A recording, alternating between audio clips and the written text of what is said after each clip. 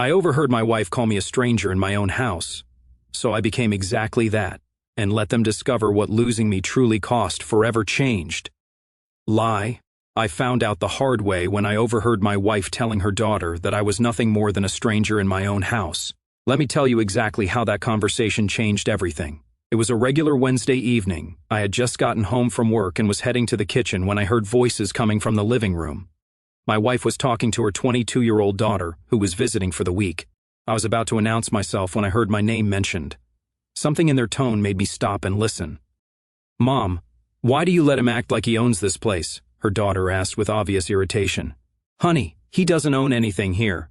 This has always been our house, our space. He's just a stranger who happens to live here now," my wife replied with a casual dismissiveness that hit me like a sledgehammer. I stood there frozen, a stranger in the house I had been paying the mortgage on for the past 8 years.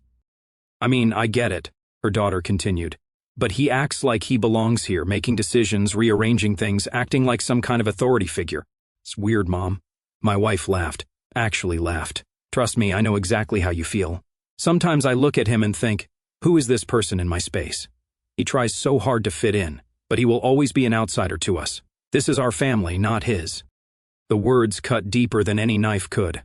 8 years of marriage, 8 years of building what I thought was our life together, and I was still just an outsider. I had raised her daughter since she was 14, paid for her college, walked her through breakups, celebrated her achievements. I thought I was her stepfather. Apparently, I was just some guy who happened to be married to her mother. "Remember when he tried to ground me for coming home late that one time?" her daughter said, giggling. "Like, who does he think he is? My dad? Oh God, that was so awkward."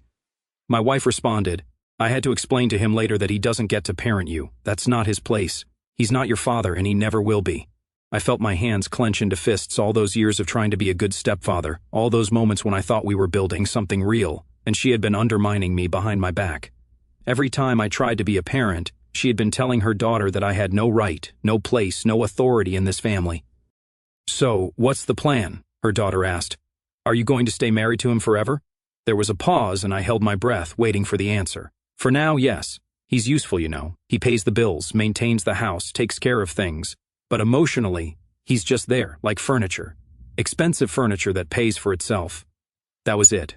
That was the moment everything crystallized for me. I wasn't a husband in this marriage. I wasn't a stepfather to her daughter. I was a walking automated teller machine with benefits, a convenient stranger who happened to contribute to their lifestyle while being systematically excluded from their actual family unit. I quietly walked back to the front door, opened it, and closed it loudly enough for them to hear. "I'm home," I called out, my voice steady despite the rage building inside me. "Hi, honey," my wife called back, her voice suddenly warm and welcoming. "How was your day?" The audacity was breathtaking. 30 seconds ago I was furniture, now I was honey. I walked into the living room where they were both sitting, looking at me with fake smiles.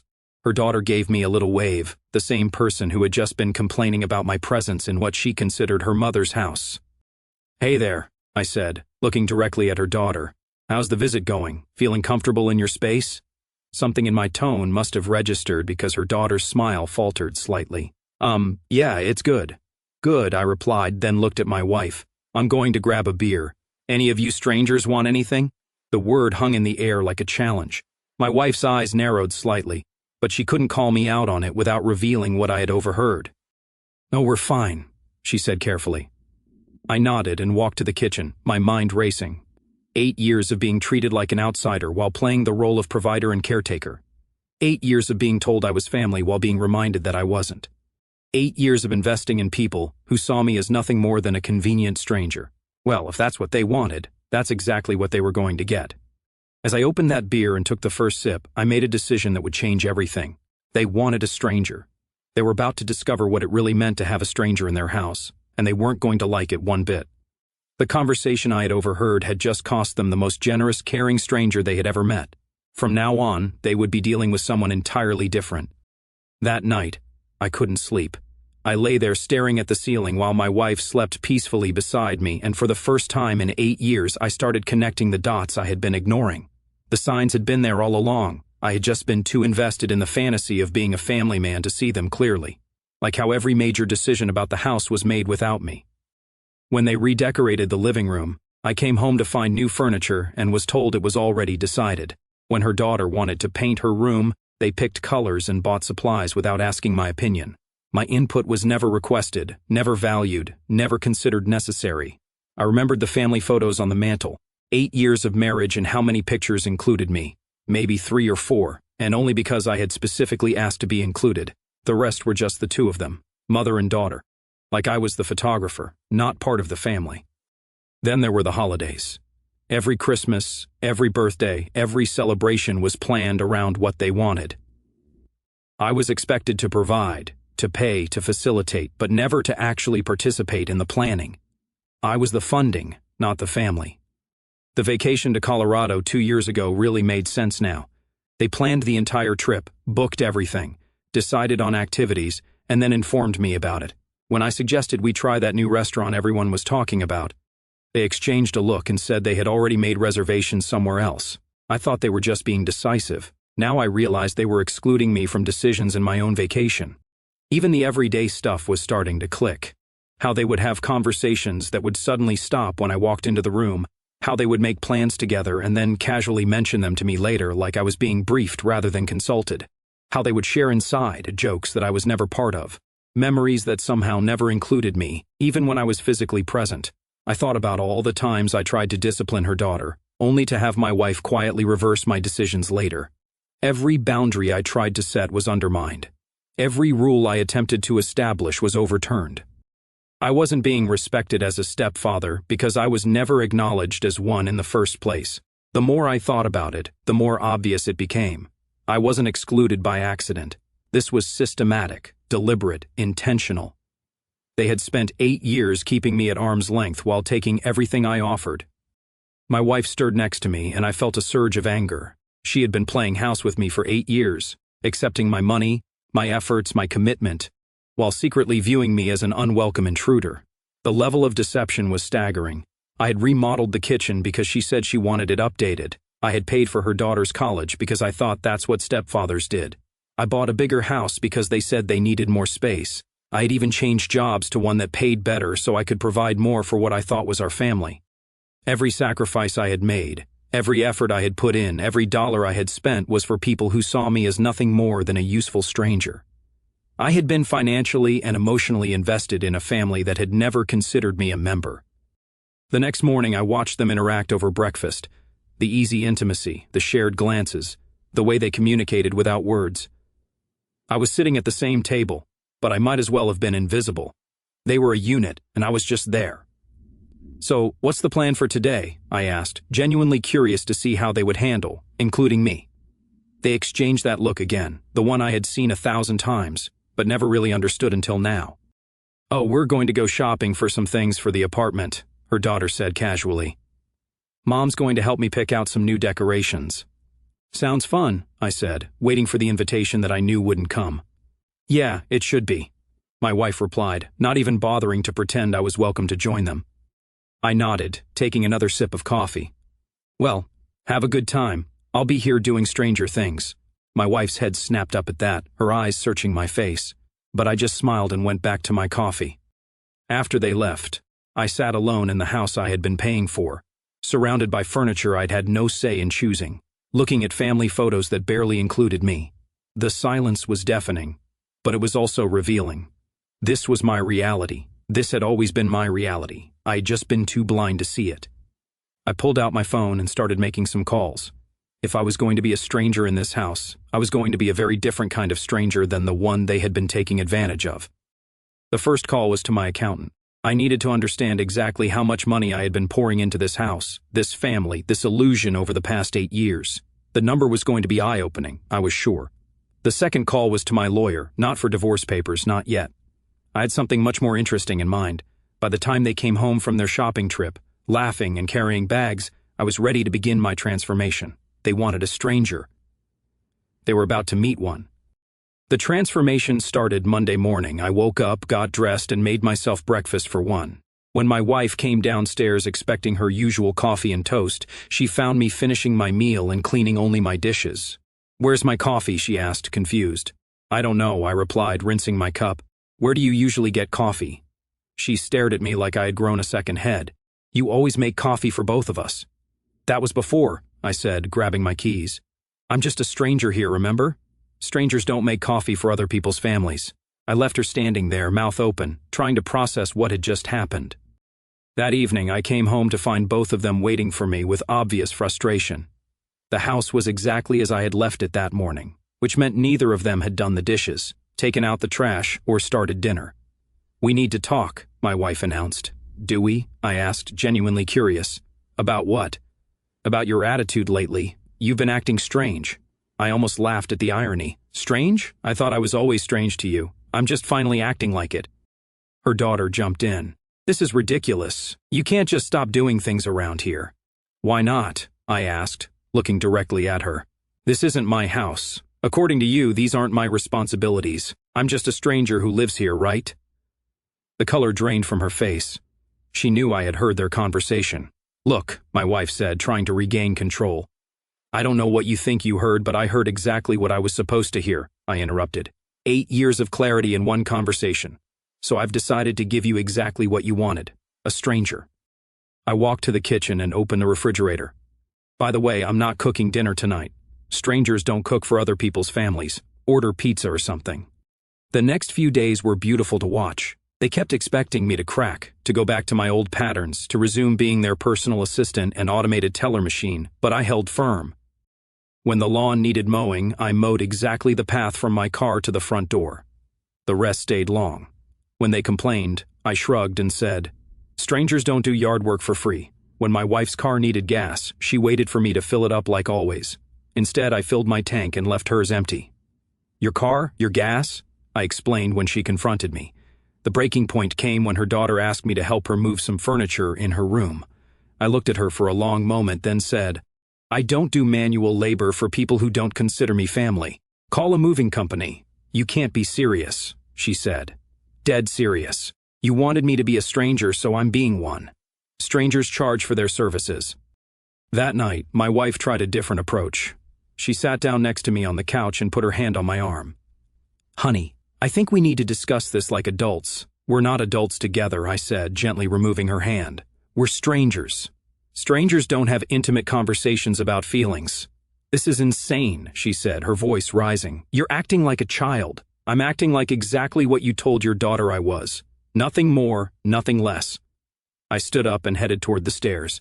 "By the way, I'm implementing a new policy. Since I'm just a stranger living here, I'll be paying rent like a stranger would. I calculated it based on square footage. I'm using the master bedroom and 1 bathroom, which comes to about $600 a month. That's what I'll be contributing to household expenses from now on." She stood up quickly. $600? Are you insane? "The mortgage alone is not my problem," I interrupted. "I'm a stranger, remember? Strangers don't pay other people's mortgages. They pay rent for the space they use. If you want more money, you'll need to find another stranger to help with your bills." I paused at the bottom of the stairs. "Oh, and I'm also going to start charging for services. Yard work is $50 per session. Car maintenance is $30 per hour. Handyman services are $40 per hour. Moving furniture is $60 per hour. I accept cash or check." The look on her face was priceless. She had never considered that turning me into a stranger might mean I would start acting like one in every aspect of our relationship. "You can't do this," she said weakly. "Watch me," I replied. "You wanted a stranger in your house. Congratulations, you've got one." I went upstairs and closed the bedroom door behind me. For the first time in 8 years, I felt like I was in control of my own life. From downstairs, I could hear them having an animated conversation, their voices rising and falling in panic. They were finally realizing what they had lost. The generous, caring, devoted husband and stepfather was gone. In his place was exactly what they had always seen me as, a stranger. The difference was this stranger knew his worth and wasn't going to give it away for free anymore. By Thursday, they had realized I wasn't bluffing. The house was falling apart without my constant maintenance. They were eating takeout every night because neither of them could cook, and the bills were piling up because I had only paid my $600 rent portion. My wife cornered me in the kitchen that morning while I was making myself breakfast. "This has gone too far," she said, waving a handful of bills. "The electric company called yesterday. The credit card is maxed out. The lawn looks like a jungle. You can't just abandon your responsibilities." I looked up from my eggs, genuinely amused. "My responsibilities to who? I'm a stranger here, remember? These aren't my responsibilities. Don't be ridiculous. You live here, you benefit from these things. I benefit from electricity in my room. So, I calculated my usage and left that money on the counter yesterday. Did you not see it? $43.50. Very fair for a stranger's electrical usage. She stared at the 220s and handful of change I had left by the coffee maker. $43? The electric bill is $320. Then you better figure out how to pay the other $276.50, I said, flipping my eggs, or find some other strangers to help split it. Her daughter walked in at that moment, looking frustrated. Mom, my car is making that noise again. Can he look at it? He doesn't do that anymore, my wife said through gritted teeth. Actually, I do, I corrected.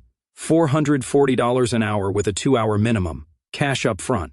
Her daughter scoffed. $80? That's insane, you used to do it for free. That was when I was family, I explained patiently. Now I'm a stranger, and strangers charge for automotive services. You can take it to a shop if you prefer. I'm sure they'll charge more than $80. This is ridiculous, she said, storming out. My wife watched her go, then turned back to me. You're destroying this family. What family? I asked, meeting her eyes. You made it very clear that I'm not part of any family here. I'm just acting accordingly. That afternoon, things escalated. I came home to find my wife had called her sister over for moral support. They were both waiting for me in the living room like some kind of intervention committee. We need to talk, her sister announced. Do we? I asked, setting down my keys. Are you part of this family too, or are you another stranger? Don't be smart with me, she snapped. What you're doing to them is cruel. What am I doing exactly? I asked, genuinely curious. You're withholding support from your wife and stepdaughter. Stepdaughter? I repeated, looking at my wife. That's interesting. Yesterday she told me I wasn't her father and never would be. Today she's my stepdaughter. Which is it? My wife's sister looked confused. What are you talking about? Ask your sister, I said. Ask her to explain what I am to this family. Ask her to define my role here. There was an uncomfortable silence. My wife couldn't answer without exposing her own hypocrisy. Look, her sister finally said, whatever problems you two are having, taking it out on them financially is wrong. I'm not taking anything out on anyone, I replied calmly. I'm simply behaving like what I've always been told I am, a stranger. Strangers don't provide financial support to other people's families. But you're married to her. Am I? I asked, looking directly at my wife. Because marriage implies partnership, mutual respect, shared decision-making. I haven't experienced any of those things here. I've experienced being tolerated, excluded, and used. That's not marriage. That's more like employment.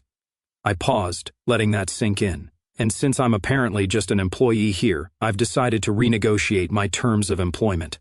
My wife's face was turning red. You can't treat us like strangers. Watch me, I said simply. You taught me how.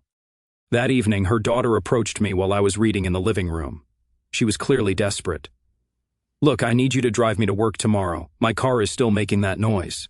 Sure, I said without looking up from my book. That will be $20 each way, $40 total. $20 each way? It's 15 minutes. Stranger taxi rates, I explained. Plus, I have to use my gas and my time. Time is money. This is insane. You used to drive me places all the time. That was when I thought I was your stepfather, I said, finally looking at her. But you made it clear that I'm not your father and never will be. So now I'm just a stranger with a car, and strangers charge for rides. She stood there for a moment, probably realizing for the first time what she had lost. All those years of free rides, free help, free support from someone she had never even acknowledged as family. Fine, she said finally. I'll ask Mom. Good luck with that, I replied, going back to my book.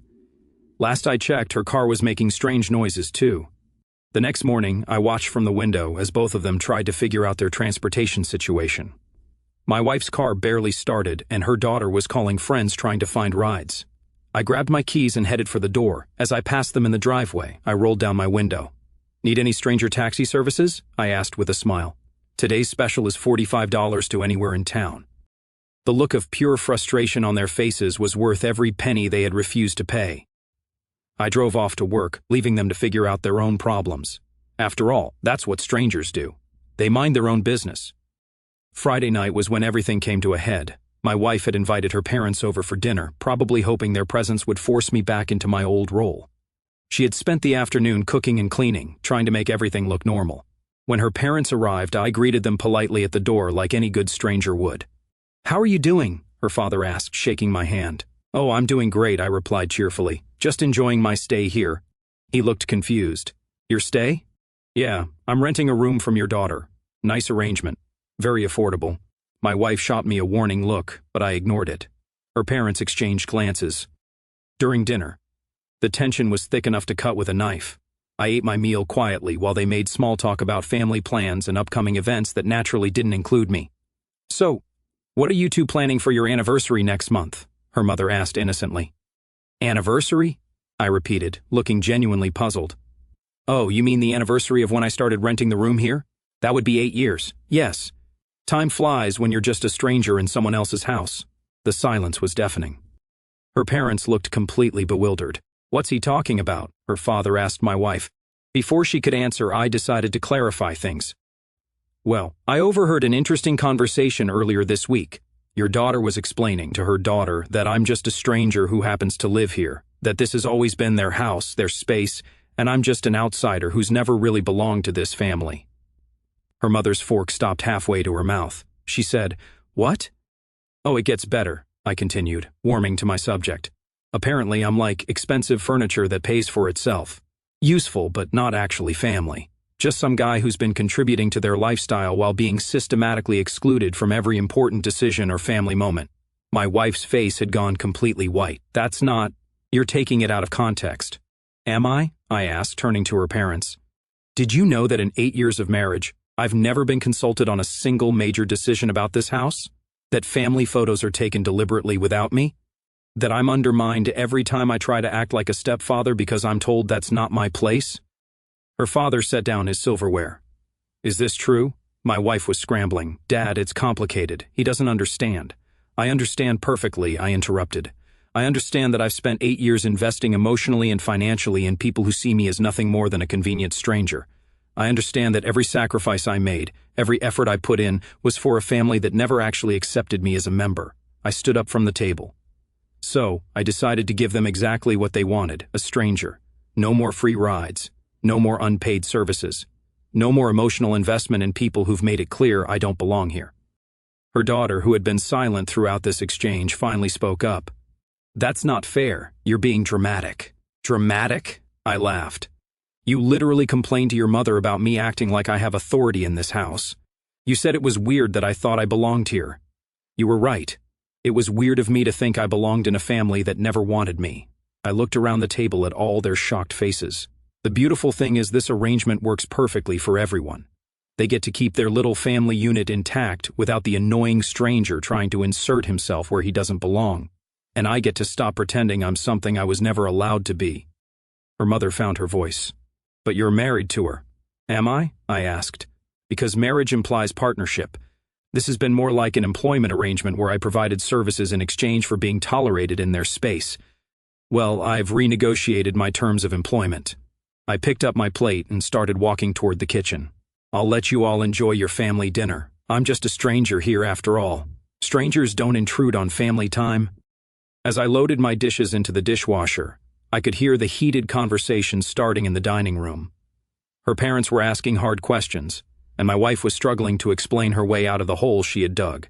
An hour later, after her parents had left in obvious disappointment, my wife came to find me in the living room. "Are you satisfied now?" she asked, her voice shaking with anger and embarrassment. "Actually, yes," I replied honestly. "For the first time in 8 years, everyone knows exactly where I stand in this family. No more pretending, no more false expectations, no more confusion about my role here." "You humiliated me in front of my parents." "I told them the truth," I corrected. "You humiliated yourself by treating your husband like an unwelcome stranger for 8 years. I just stopped pretending it wasn't happening." She sat down across from me, and for a moment I thought she might actually apologize, might acknowledge what she had done. Instead, she said, "What's it going to take to fix this?" "Fix what?" I asked. "There's nothing to fix. This is exactly what you wanted. You have your house, your space, your family unit, and a stranger who pays rent and minds his own business. Perfect arrangement." "That's not what I want." "Then you should have thought about that before you decided I was just expensive furniture." I stood up and headed for the stairs. "The stranger is going to bed now. Try not to make too much noise down here." As I reached the top of the stairs, I heard her daughter ask, "Mom, what are we going to do?" "I don't know," my wife replied. And for the first time since this started, she sounded truly defeated. Good. It was about time they realized what they had actually lost. Monday morning brought the final confrontation. I was making my usual breakfast for one when my wife and her daughter both came downstairs, clearly having coordinated their approach. "We've been talking," my wife announced, "and we want to apologize. I didn't look up from my eggs." "For what specifically?" "For making you feel excluded," her daughter said carefully. "Feel excluded?" I repeated. "I wasn't feeling excluded, I was being excluded. There's a difference." My wife stepped closer. "Look, we realize we made mistakes. We want to work this out." "Work what out?" I asked, finally turning to face them. "You told me exactly what I am to this family, a stranger. I accepted that truth and started acting accordingly. What's there to work out?" "We want you to be part of the family," her daughter said, though her tone suggested she was reading from a script. I laughed. 8 years too late for that conversation. You had 8 years to make me feel like family. Instead, you spent 8 years making sure I knew I wasn't. My wife was getting desperate. "What do you want from us?" "Nothing," I said simply. "I want absolutely nothing from either of you. You've taught me that wanting to be part of your family was a mistake. Lesson learned." I grabbed my keys and headed for the door. The beauty of being a stranger is that strangers have no expectations. They don't get disappointed because they don't invest emotionally. It's actually quite liberating. That evening, I came home to find moving boxes in the living room. My wife was packing pictures and personal items. "Going somewhere?" I asked. "We're moving in with my sister for a while," she said without looking at me. "Since you want to be strangers, we'll give you the space you want." "Interesting," I replied. "And the house? It's yours. The mortgage, the bills, all of it. You win." I sat down on the couch, amused by her attempt at manipulation. "Actually, this is perfect. I was getting tired of having roommates anyway." Her face fell. She had expected me to panic, to beg them to stay, to promise to change back. "You don't mean that," she said. "I absolutely mean it. Strangers moving out is exactly what strangers do when they don't like the living arrangements." Her daughter appeared in the doorway. "So that's it? 8 years and you're just going to let us leave like you?" I stood up and walked over to them. "You're both adults. You can live wherever you want. I'm not your keeper." I paused at the doorway, "But let me give you both some free advice as you start your new lives. The next time you find a man willing to invest 8 years of his life, his money, and his heart into your family, maybe try treating him like family instead of expensive furniture." I headed upstairs, then called back down. "Oh, and don't forget to return the house keys. Strangers don't get to keep keys when they move out." The next morning, they were gone. The house was quiet, peaceful, and finally mine. No more exclusion, no more undermining, no more pretending to be grateful for scraps of acknowledgement.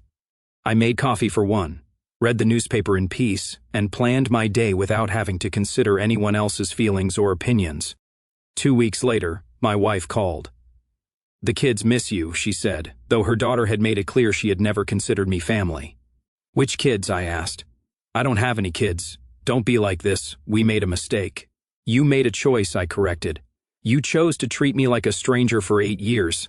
I just finally accepted that choice and acted accordingly. So what now? Now you live with the consequences of your choices. You wanted a stranger. You got one. You wanted me out of your family space. Mission accomplished." I hung up and went back to my newspaper. Sometimes people don't realize what they have until it's gone. But sometimes by the time they realize it, the person they lost has realized they're better off without them. I never did hear from them again, and honestly, that was perfectly fine with me. The house stayed quiet, peaceful, and mine, just the way a stranger likes it.